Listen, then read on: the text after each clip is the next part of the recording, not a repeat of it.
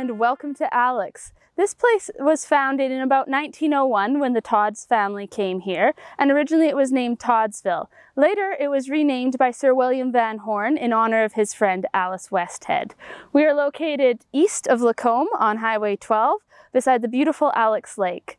In a few minutes, we're going to head over to the Alix Museum and learn about some of their people from this area who served during the Second World War. But right now we are here at the monument they have to the men who lost their lives in both the First and the Second World Wars. And as you can see, a lot of them were from the First, but the town also lost 5 men to the Second World War. So we're going to head over now and see what they have to tell us at the museum. Hello, my name is Zoe, and welcome to the Alix Wagon Wheel Museum, and welcome to our World War II display. So when World War II began in 1939, Canadians all across the nation signed up to fight the German enemy.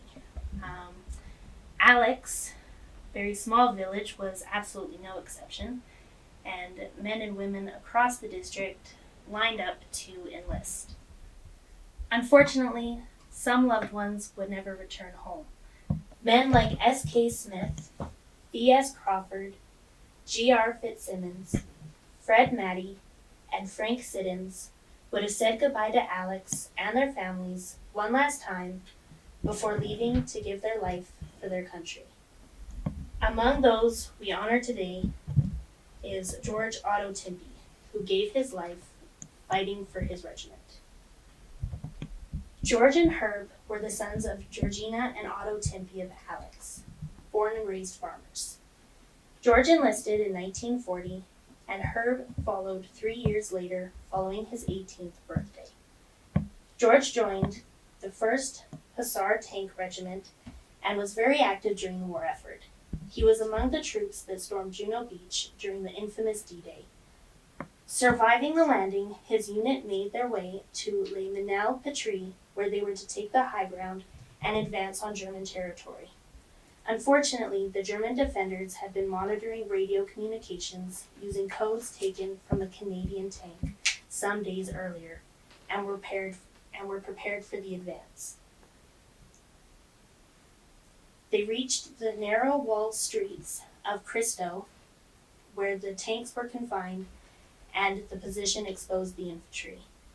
When they escaped the streets, they were caught at Les Minelles-Patrie, where a collection of Tiger tanks and cannons lined 3 sides of the fields that the Canadians had to go through. When Squadrons A and B called for reinforcements, George Timpe and the rest of C Squadron came to their aid. Despite their efforts, there was little chance, and the Germans declared a battle of victory. In total, 51 tanks were lost, 35 soldiers were wounded, 22 captured, and 116 dead or missing, including George Otto Timpe. Today, only wheat fields remain where the battle took place, and poppies line the field every June to commemorate the loss. George lost his life on what is now known as the Black Day of the Hussars, which showed more losses in one day than any other in World War II. Herbert Raymond Timpe enlisted February 1943 and served on Canada's Second Front in Italy with the Westminster Regiment in May 1944, only 6 weeks after a short visit with his brother George in England. Wounded on November 20th, he remained hospitalized until he rejoined his unit for Christmas. In March 1945, the Westminsters were pulled from the front line and re-equipped in France before a 5-day march to Holland, where they had instructions to destroy the Zuiderzee Bridge in Arnhem to prevent German retreat. The war ended in 1945, but with no boats to bring our Canadian troops home, Herbert stayed with his unit in Arnhem until November 1945. That fall, while waiting, he received word that his brother's unit was camped close by and spent many nights searching local pubs until he found a group of men that were with his brother the day he died. To quote the account Herb received that day, George's tank was hit by enemy fire in battle. Except one man, the crew escaped their burning tank.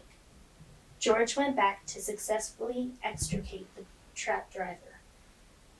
As he was about to return to his crewmates, an enemy machine gun sprayed the burning tank, ending George's life. Today, George lays with 2,048 Canadian soldiers in the Bény-sur-Mer Canadian Soldier Cemetery in France. Herbert returned to Alix, where he served as a conductor for the CN until he moved with his family to Saskatchewan and eventually BC, where he passed away April 21st, 2018, at the age of 93. He was the last of the Timpe siblings to pass on.